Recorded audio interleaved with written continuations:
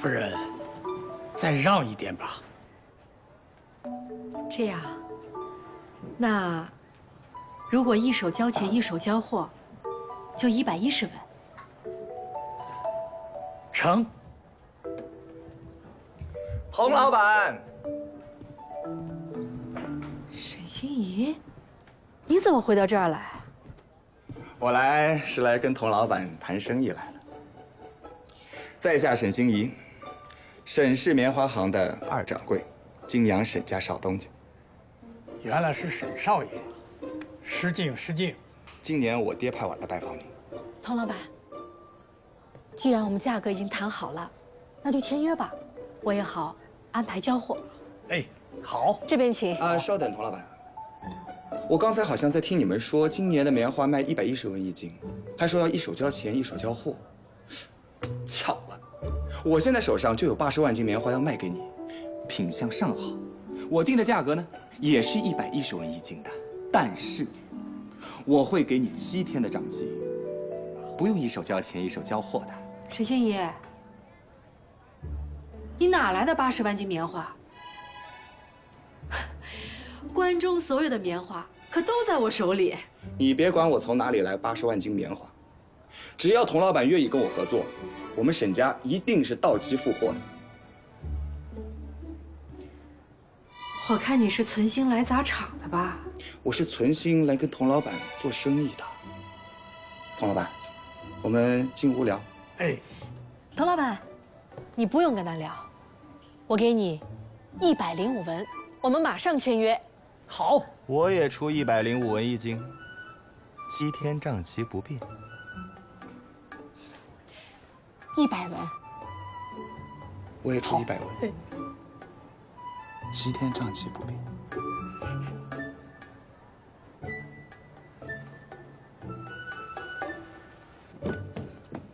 哎！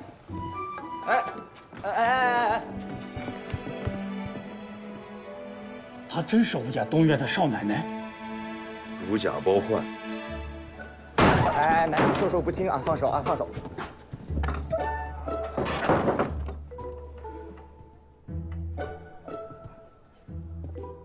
沈少爷，你想要干嘛？你不让我做成生意，我就不让你做成生意。你觉得你这招管用吗？目前看来挺管用的。大不了我这生意不做了，我让给你，我看你到时候拿什么交货。大不了我高价去汉中收货，我亏就亏点儿，但是我能看到你血本无归，我很开心啊。沈心怡，你真是损人不利己。我就这德行。哎，你要想撵我走呢，倒是有一招。把你所有的棉花，80文一斤卖给我，我再100文转给童老板。做梦去吧你！哦，既然你要这么说的话，你出多少钱我就出多少钱，我还比你多一个账期。我相信人家童老板怎么都是选我不选你啊。哼，你能给账期，难道我就不能？你还真不能。我都已经打听完了，你跟人家棉农呢，只是付了一些定金而已。人家一旦交货，3天之内你必须要付清全款，否则你要双倍赔偿。你地都当了，哪来的银子呀？所以你要跟童老板一手交钱一手交货吗？哎，你就不要那么固执了啊！趁现在棉花出价还不算低，把所有棉花卖给我，否则我跟你血拼到底啊！哎呀，你想想看嘛，65文一斤进的棉花，80文一斤卖给我，从我这你就挣15文了，加在一起轻轻松松1万多两银子到手了。我辛辛苦苦3个月，才赚15文，你一转手就能赚20文。要分级过秤打包装车，不要成本的，5文都不止啊！成交。这就对了，早说嘛！你走，轻点接受。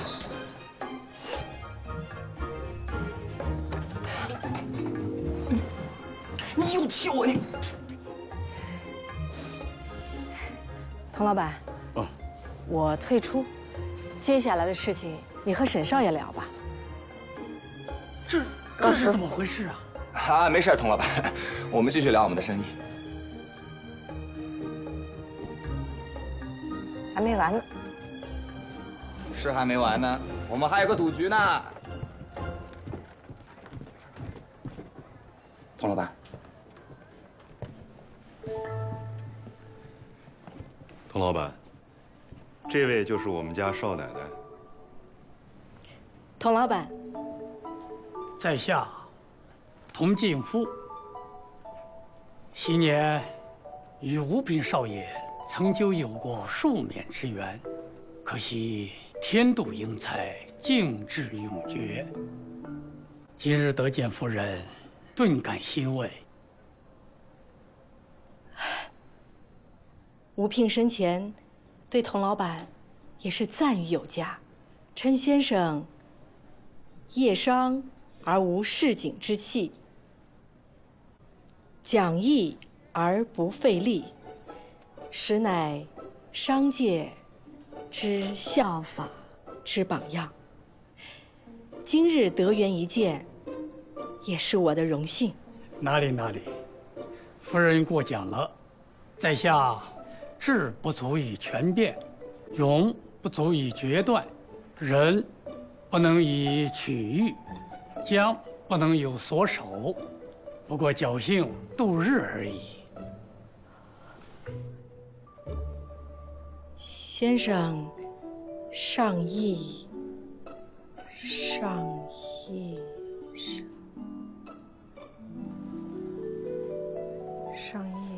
童老板，我们少奶奶啊，那个童老板，我也不绕圈子了，您这趟来是来收棉花的吧？关中所有的棉花现在都在我手上，只要童老板价格公道，我愿意全部出售。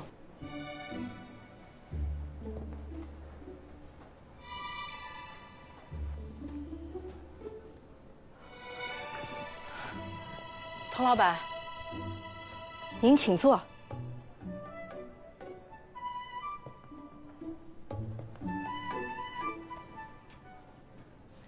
那个童老板，我正好带了一些样品来，要不您先看看？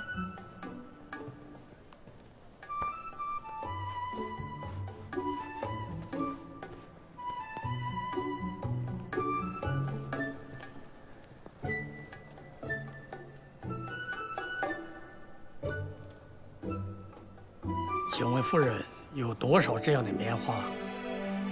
至少80万斤。太多了，我用不了这么多。那您要多少？最多20万斤。价格要是公道，我可以勉为其难，再多要20万斤。那童老板觉得什么价格算是公道呢？我在其他地方收棉花都是50文一斤，我与泾阳有感情有交情，60文吧。童老板，我这棉花120文一斤。夫人，你是在说笑吧？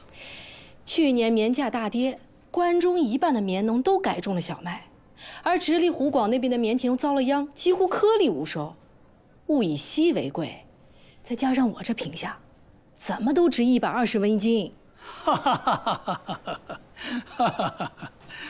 夫人呐，我在其他地方收了这么多年的棉花，也没操出100文去呀。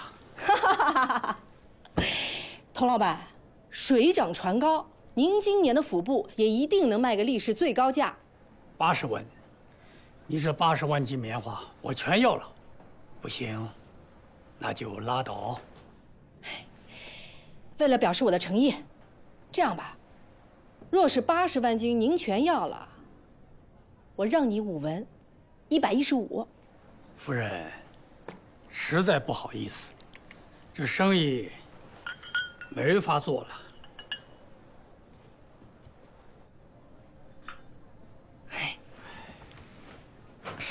没关系，我相信过2天直隶湖广那边的棉商都要来泾阳，到时候我这棉花150文一斤也不是不可能。哦，对了，童老板，您订的回武汉的货船好像还是80万斤的仓位，初8就必须启程。看样子，这趟您得空手而归了。